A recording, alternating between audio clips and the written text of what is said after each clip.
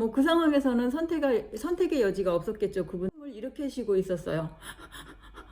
하면서 막 이렇게 손발이 이제 막 떨리는 안녕하세요. 오늘은 작년 4월 터키에서 돌아오는 비행기 안에서 갑작스럽게 발생한 응급 환자를 처치를 한 적이 있었는데요. 그 이야기를 해보겠습니다.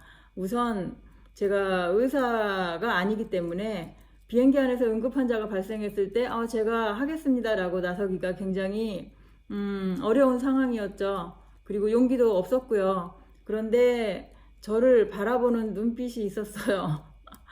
너는 왜 가서 그 소녀를 치료해주지 않니? 뭐 이런 식으로. 그래서 제가 용기를 내서 그 소녀를 치료를 했습니다. 일단 저를 바라본 눈빛들은요. 제가 그 당시 여행을 그 패키지로 갔어요.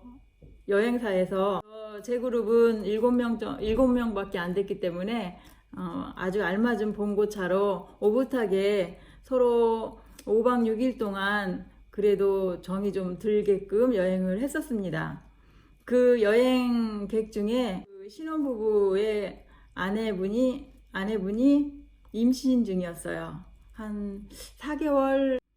아무래도 임신 중이라서 항상 불편한 얼굴을 하고 있었어요. 힘든 얼굴. 그래서 내가 너를 좀 편안하게 해줄게 라고 말을 하기에는 제가 좀 숫기가 없고 그래서 그냥 바라만 봤었는데 3일째 되는 날 그 아내분이 나오시는데 완전히 그 휴지를 갖고 나오는 거예요. 콧물이 너무 많이 나와갖고 막 코 힝힝 풀고 거의 구경을 못 하는 거예요.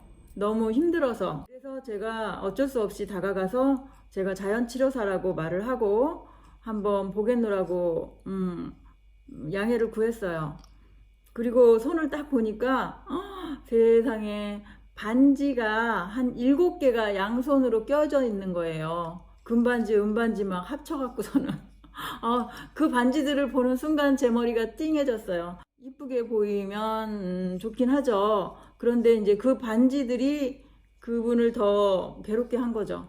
그래서 일단은 제가 반지를 낀 상태에서 맥을 보고 결국에는 반지 3개를 손가락에 껴줬고요. 그분 여행하는데 무리 없이 그 다음부터는 굉장히 잘 지내셨어요. 물론 반지는 항상 제가 정해준 손가락에 꼈었고요. 그리고 또 다른 한쌍 부부가 계셨는데요. 그분은 뭐 특별히 아프신 건 아닌데 그 변비가 있다고 저한테 변비에 좋은 음식만 말씀드렸어요. 특별한 거 말씀드린 거 없고 바나나하고 오렌지를 말씀드렸는데 터키에는 야채와 과일이 굉장히 많아요. 그래서 제가 정말 좋아했었는데요. 근데 제가 오렌지를 아마 한 끼에 3-4개를 갖다가 먹었을 거예요. 그걸 보신 그 아주머님께서 저와 똑같이 오렌지를 드시고 변비에서 탈출하셨습니다. 그 4분이 비행기 안에서 저를 막 쳐다보고 계신 거예요. 저 사람은 왜 가서 치료를 하지 않지? 뭐 이런 눈빛으로. 그리고 눈이 딱 마주쳤는데 저한테 막 이러는 거예요. 빨리 가라고.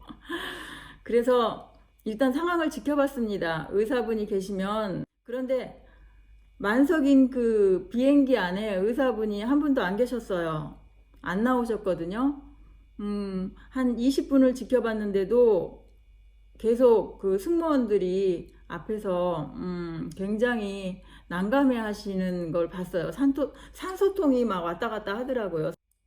그래서 제가 용기를 내서 치료를 시작했습니다. 다행히 그분들이 제가 의사가 아니라고 말씀드렸고 자연치료사라고 말씀을 드렸음에도 불구하고 뭐 그 상황에서는 선택의 여지가 없었겠죠. 그분들도 역시. 그래서 제가 치료를 하게 되었는데요. 딱 보니까 이거는 거의 샥 일보 직전이었어요. 까무러치기 일보 직전이었어요.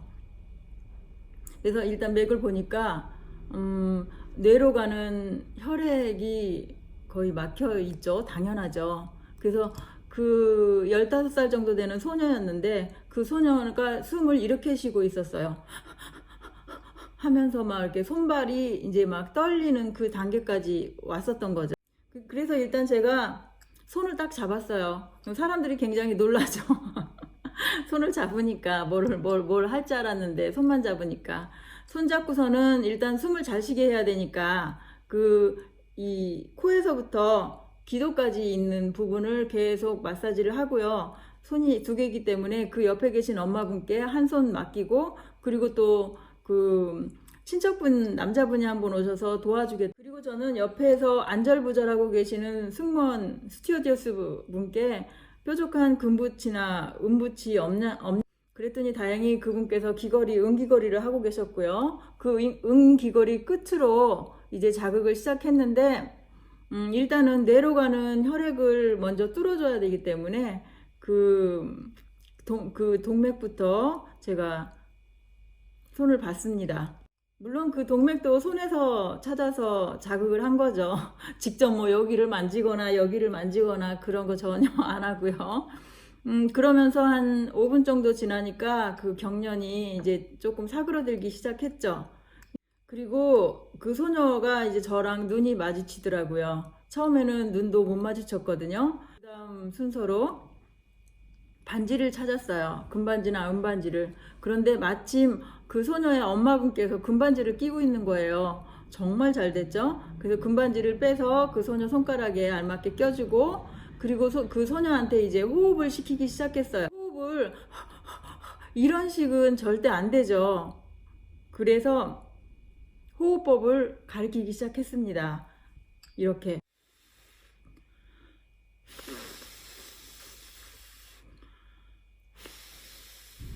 그런데 그 기운 없는 소녀는 되게 힘들죠. 이렇게 숨쉬기가. 그러니까 저를 굉장히 원망스럽게 쳐다보더라고요.